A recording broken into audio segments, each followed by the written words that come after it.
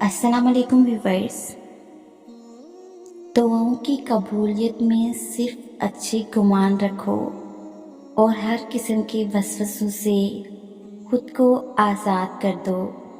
جب تک اللہ کا فیصلہ نہیں آتا تب تک تم بھی مانگنے سے پیچھے نہ ہٹو۔ کیا پتہ تمہارا رونا اور گڑ گڑانا اللہ کو راضی کر رہا ہو، اور وہ بھی تو وہی چاہتا ہے جو تم چاہتے ہو۔ بالکل ممکن ہے کہ قبولیت کا وقت کچھ ہی دیری کے فاصلے پر ہو، اور تمہارا یقین اور صبر اس فاصلے کو سمیٹنے والے ہوں۔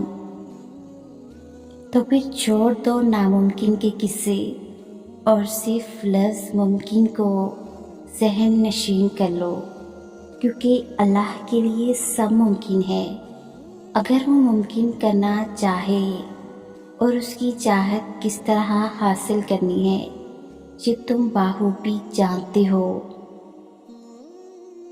اللہ محبت سے انہی کو سنتا ہے جو اسے یقین اور مان سے پکارتے ہیں، وہ یقین جو ہر شک اور ہر مایوسی سے پاک ہو۔ وہ انہیں کبھی خالی نہیں لٹاتا، جو اسے منانے میں ہر حد تک چلے جاتے ہیں۔ جب وہ کسی کو سجدوں میں رونا سکھا دے تو پھر ان آنسوؤں کی لاج رکھتا ہے۔ جب وہ کسی بندے کو تہجد تک لاتا ہے تو اس پر ہر سفر آسان فرما دیتا ہے، اور پھر وہ ہر کام جو ناممکن نظر آئے اس کے کن سے مکمل کر دیا جاتا ہے۔